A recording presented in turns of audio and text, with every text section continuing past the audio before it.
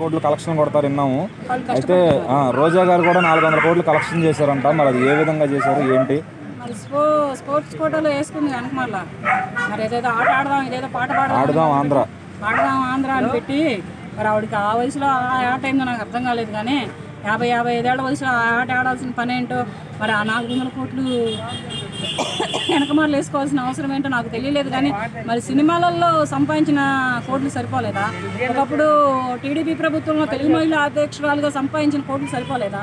తర్వాత వైఎస్ఆర్సీపీ పార్టీలో జాయిన్ అయినప్పుడు మన రాజశేఖర రెడ్డి గారు ఇచ్చినటువంటి కోట్లు సరిపోలేదా?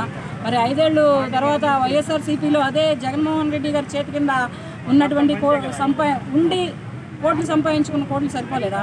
మరి ఇంకా ఈ ఆడదాం ఆంధ్ర అనే ఒక ప్రాజెక్టును పెట్టి ఈ కోట్లు కూడా వెనకేసుకుందంటే మరి ఆవిడ ఎంతటి గనురాలో, ఎంతటి మహాగణనీయురాలో అర్థమవుతుంది. అంటే మొన్న బడ్జెట్ ఇచ్చారు. సో ఇవాళ స్పోర్ట్స్ మినిస్టర్ ఏం అడిగారంటే మాకు ఇంత బడ్జెట్ స్పోర్ట్స్ దాని కోటాలో ఇవ్వాలని అడిగారు. అయితే ఇవ్వడానికి లేదు. అక్కడ మొత్తం కూడా ఆవిడ ఖజానాని ఆవిడ కొల్లగట్టు వెళ్ళిపోయింది. ఈవిడ ఖజానా నింపుకుంటే ఇంకెక్కడి నుంచి ఇస్తారు స్పోర్ట్స్కి? ఇంక ఇప్పుడు స్పోర్ట్స్ మినిస్టర్ మాట్లాడడానికి ఇక్కడ అవకాశం లేదు. ఆయన అడిగినా కానీ ఇక్కడ వేయడానికి ఏమీ లేదు. మొత్తం ఖాళీ అయిపోయింది. ఖజానా మొత్తం ఖాళీ అయిపోయింది. ఖజానా మొత్తం మేడం రోజా గారు ఈపీ కట్టుకొని తిరుగుతుంటే ఇంకా ఇక్కడ ఎక్కడి నుంచి వస్తుంది అంత సైడ్ ఖజానా రాదు కదా. అంటే ఒకళ్ళ నుంచి ఒకళ్ళు పోటీ పడ్డారంటారా వైఎస్ఆర్సీపీ మంత్రులందరూ కూడా కలెక్షన్లు కొట్టడంలో? పడతారయ్యా, వాళ్ళంతే పడతారు. వాళ్ళు ఏంటంటే ఒకప్పుడు రాజశేఖర రెడ్డి గారు చేశారంటే అప్పుడు అంత అవినీతి లేదు.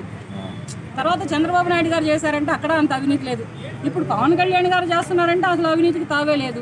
వేరే రాష్ట్రంలో ఎక్కడ మన తెలంగాణ రాష్ట్రంలో చేస్తున్నారంటే ఎవరు మన రేవంత్ రెడ్డి గారి దగ్గర కూడా అవినీతికి తావు లేదు.